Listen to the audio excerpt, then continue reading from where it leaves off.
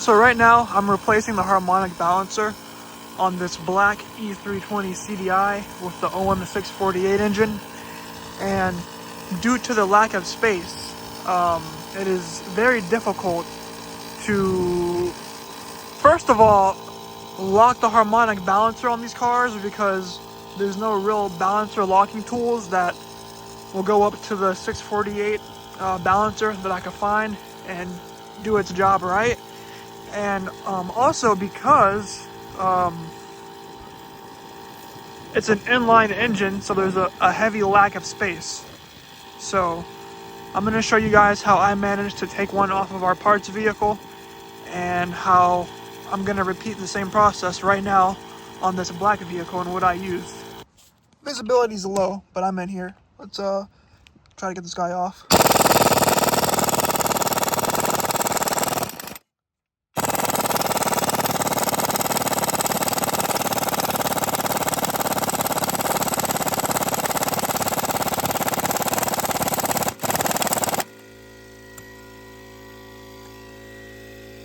No luck so far.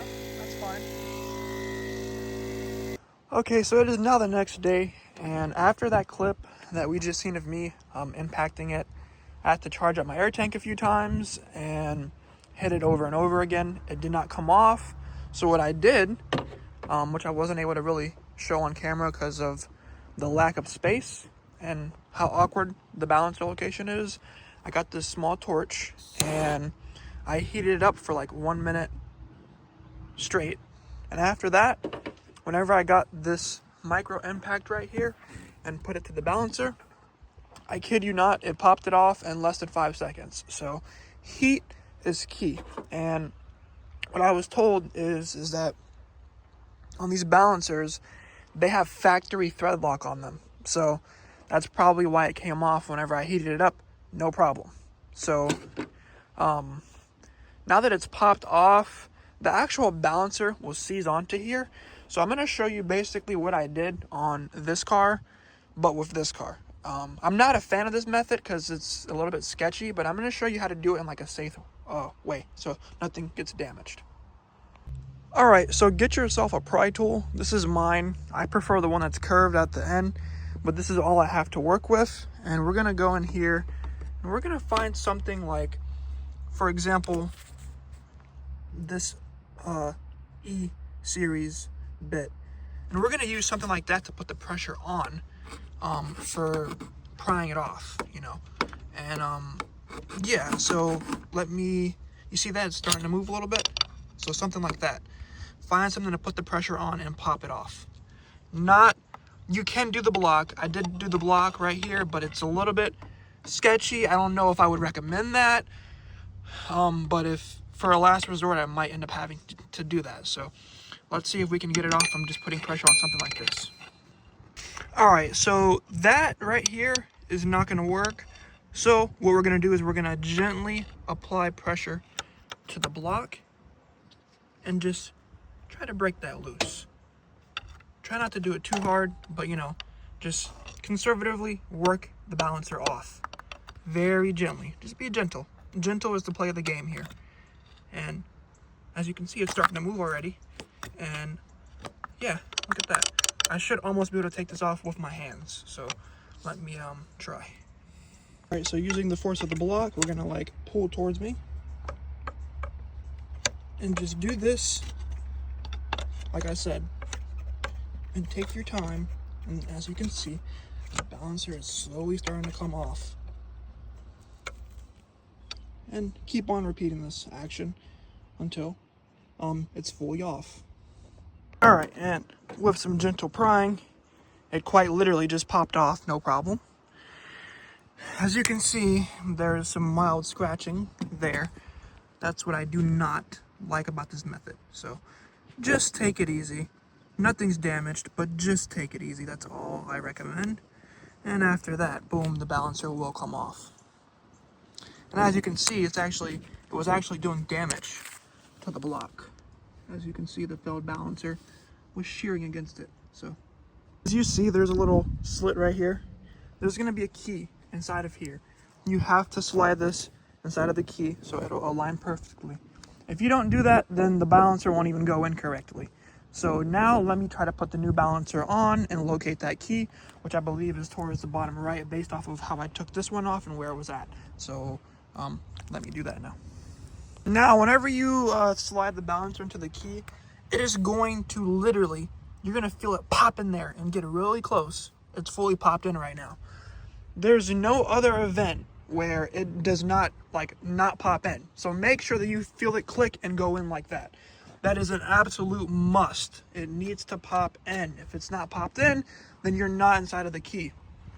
That right there is absolutely detrimental for this job. It's like #1 priority. Make sure that the key is in there.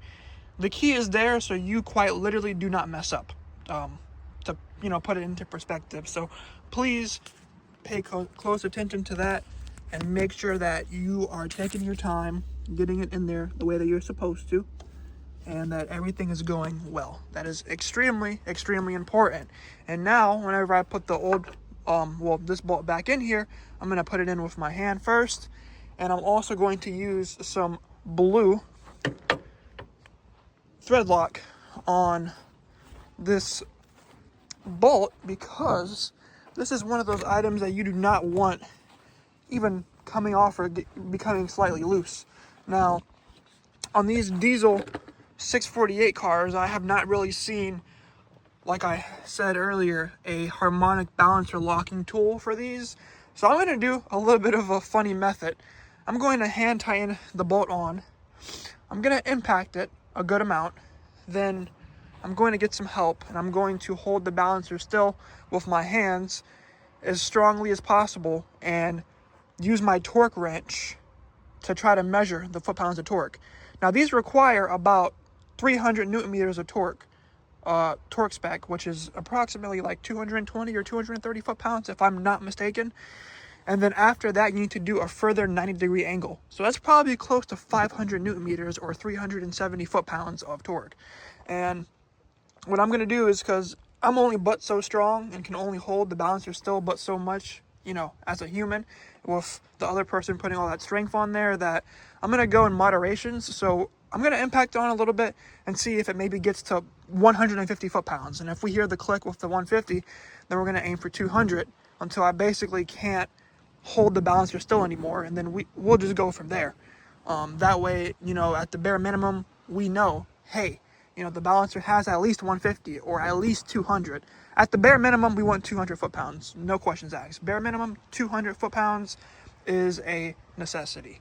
But really, 230, which is the original torque spec. That is the goal here. So that is going to be my method. So let me thread lock this bolt here shortly and get that feller screwed in there.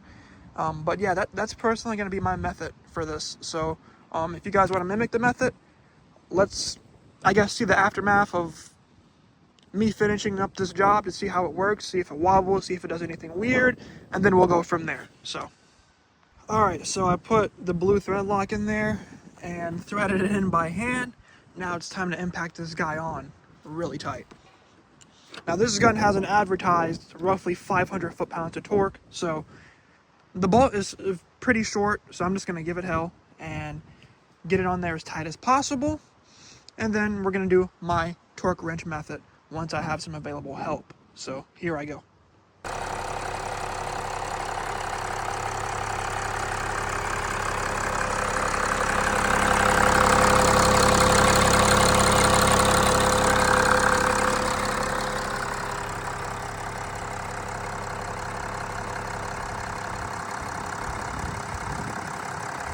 So this is what the old balancer looks like. I noticed that it was shearing against the block, so you can see the wear right there. And as you can clearly see, this thing is pretty collapsed. Look at that rubber. It got bit into and everything. This balancer is completely and utterly destroyed. I do not know how this possibly happened or how these even wear out, because I've never seen it before on a diesel. But this one met its demise at, I would say, 345,000 miles. Once again, this is the Onyx Micro Impact that I bought off of Amazon for $120. It did the job fantastically with the amount of space that we have here. The This is a 27mm socket that I bought off of Amazon as well.